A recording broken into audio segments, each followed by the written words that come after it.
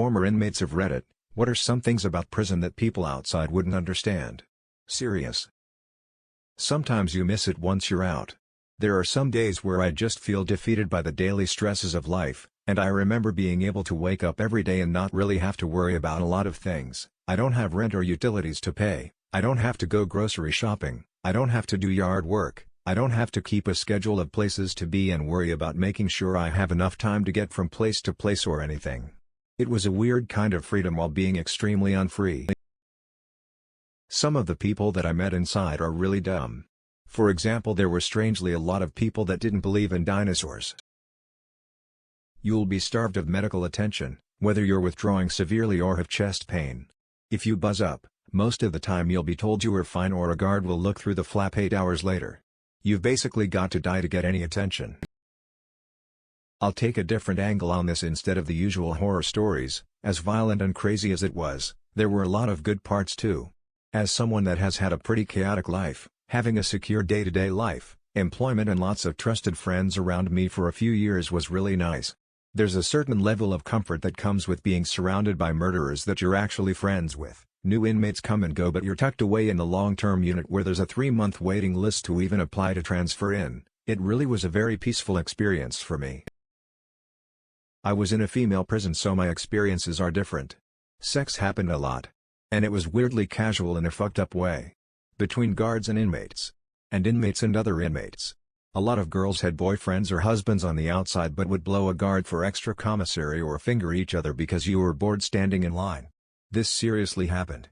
Gay for the stay is surprisingly accurate. Good sanitary products were like gold for us. You know the common trope in prison is cigarettes are currency? It was like that with good tampons and pads. Someone smuggled in a box of diapers, I'd cow. And she was like a queen for the week because they could be used as makeshift pads. A lot of us sync up as well so you could hoard some good stuff and wait for the right week to sell. Some people's lives are ruined by going to prison. In many different ways. We had an 18-year-old girl come in. Straight A student, super smart, super nice. Very innocent good girl type. By the time I left about a year later she was someone's bitch. Dated up like crazy. Was known for being able to get certain drugs. It was depressing seeing the downward spiral. Prison destroyed this girl. And there's hundreds of stories like this. Honestly, it's not always so bad. These days there are so many drug addicts in low-second prisons that they sometimes group them together in the same blocks. I was one of them, and everyone was respectful and friendly. When I got there I was in full opiate withdrawal and my cellmates gave me food and comfort to help me get through it. This is not always the case, for sure. But I've dealt with worse people on the outside than when I was locked up. Edit, thank you, everyone, for the upvotes, smiley face. How boring it is. You spend your entire time just waiting. Waiting for court. Waiting for a sentence. Waiting to get out. It's a level of boredom I never want to experience again. It made me realize why so many people commit suicide in prison. I'm late to this. But I used to work with underserved/at-risk youth and went through the equivalent of a Scared Straight program at a Southern California prison, so I could learn more about it, determine if it could help deter any of my students from going further down a bad path, blah blah. I saw a lot of fucked up stuff in just one day, stuff unrelated to the program. But oddly, the thing that stuck with me the most was walking by a tiny cell that housed 7 bunks, 14 beds. There was an enormous guy in the cell, 6'6+, named Congo. He pointed at this steel toilet in the middle of the cell and goes, 14 of us share that toilet. And when you shit, you're shitting in front of everyone. Rap music glorifies thug life, but I've never heard a song talk about shitting on a cold toilet in front of an audience. For some reason that stuck with me. Only positive thing I experienced that day was an inmate telling me he never graduated high school. Due to some changes in California graduation requirements, he actually qualified for a degree retroactively. He just needed to write a letter to his former school district. No one told him.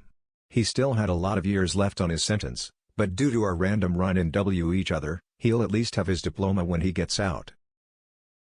Coming from the UK, I don't think our prisons can compare with the US and other countries, but they can still be quite dangerous even if you're in a catby where there's a mix of all kinds of offenders. One thing is that when there is violence it's actually kind of silly. I remember a guy punching a member of the kitchen crew because he didn't give him enough slices of bread. Or when a guy was beaten bloody with a table leg because he was in debt with double bubble, which is a kind of tobacco loan sharking. Inmates take stuff like that seriously. Also, not everyone in there is evil and ruthless all the time. I remember there were a couple of lads on my wing who got taxed, bullied and just couldn't stand up for themselves. One had all his stuff including his blanket taken off him. So a bunch of the hard cases on the wing decided to go after the bullies and gave them the ultimatum: give him his stuff back and leave him alone or we'll kick the shit out of you. I also think people underestimate how intelligent some of inmates actually are.